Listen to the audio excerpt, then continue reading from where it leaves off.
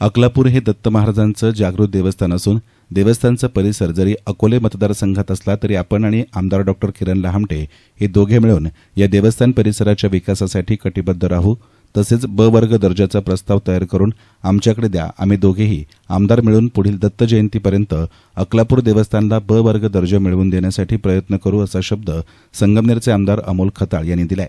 तालुक्याच्या पठार भागातील अकलापूर येथे दत्त जयंती उत्सवानिमित्त आमदार खताळ यांनी दत्त मंदिरात जाऊन दर्शन घेत आशीर्वाद घेतले आणि त्यांच्या हस्ते महाआरती करण्यात आली. यावेळी दत्त देवस्थान ट्रस्टचे अध्यक्ष भिकाजी भैये, सचिव प्रताप तळेकर, लहू आभाळे, जनार्दन कोकाटे, संतोष गाडेकर, संतोष गायकर, सुरेश आहेर, शिवाजी आभाळे यांच्यासह अकलापूर ग्रामस्थ आणि भाविक मोठ्या संख्येनं उपस्थित होते. याप्रसंगी खताळ म्हणाले, जसे हिवरगाव पावसा येथील देवगड देवस्थानला ब वर्ग दर्जा मिळाला आहे, त्यामुळे या देवस्थान परिसराच्या विकासासाठी 5 कोटींचा निधी मिळणार आहे. आमदार लहामटे यांनी या मंदिर परिसराच्या विकासासाठी 3 कोटींचा निधी दिला आहे. या दत्त मंदिराला ब वर्ग दर्जा मिळण्यासाठी लागणाऱ्या कागदपत्रांची पूर्तता करून प्रस्ताव तयार करा. मी आणि आमदार लहामटे आम्ही दोघे मिळून शासन स्तरावर प्रयत्न करून पुढील दत्त जयंती उत्सवापर्यंत या मंदिराला ब वर्ग दर्जा मिळवून देऊ, असा शब्दही आमदार खताळ यांनी दत्त जयंतीनिमित्त दिला. लाभो अशी दत्त महाराज चरणी प्रार्थना करेल, तसेच हा विश्वास देईल. मी आमदार नसताना सुद्धा इथे यायचो, त्यावेळेस पालकमंत्री महोदय राधाकृष्ण विखे पाटील साहेबांकडे हे लोक माझ्याकडे आल्यानंतर मी त्यांच्याकडे घेऊन जायचो आणि आग्रह करायचो. त्यामुळे या देवस्थानच्या विकासासाठी ज्या पद्धतीने आज जरी तालुका आणि मतदारसंघ ही सांगड जरी वेगळी वाटत असली तरी लामटे साहेब आणि मी एकच आहे.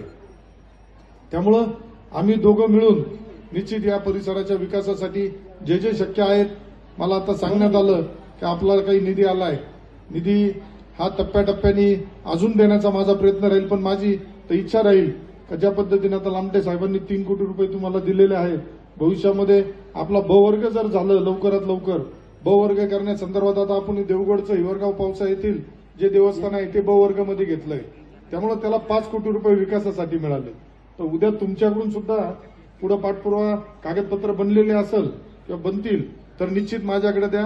लामटे साहेबांनी आम्ही दोघं मिळून पुढच्या यात्रेपर्यंत आपल्याला हा ब वर्ग देवस्थानाचा दर्जा याला मिळेल यासाठी आमचा प्रयत्न राहील. आणि ब वर्ग मिळाल्यानंतर मला वाटतं की तुम्हाला जास्त कोणाकडे विकासासाठी निधी मागण्याची गरज पडणार नाही, कारण पहिल्याच टप्प्यामध्ये 5 कोटी रुपये आपल्याला शासनाच्या वतीने मिळून जातील. त्यामुळं खरंच तुमचा एक उपक्रम बी आवडला. मागच्या वर्षी आमदार झाल्यानंतर मला वाटतं 10-15 दिवसातच इथं मी आलो होतो आणि त्यापूर्वी बऱ्याच वेळेस येत होतो. पण ज्यावेळेस ज्या ज्या भाविक भक्तांना इथं दत्त महाराजांचा आशीर्वाद मिळालाय, तर आत्ताच मागाशी मी ऐकत होतो, काहींनी पहिला पगार दिलाय, काहींना प्रत्येक बाबतीमध्ये नोकरीमध्ये असेल, कौटुंबिक अडचणीमध्ये असेल, दत्त महाराजांच्या जागृत दत्त महाराजांचा आशीर्वाद मिळत असतो.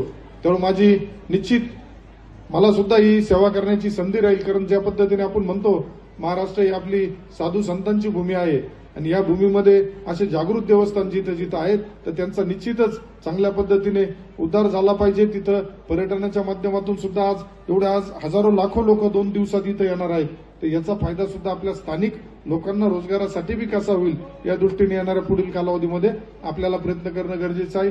आणि ज्या ज्या सूचना जो आदेश तुमच्या ग्रामस्थांकडून म्हणा ट्रस्टच्या माध्यमातून तो पूर्ण करण्यासाठी आमचे प्रयत्न पूर्ण राहतील. या निमित्ताने हा शब्द देतो आणि थांबतो. यस्तान मीडियासाठी प्रतिनिधी गोरक्षनेहे, संगमनेर.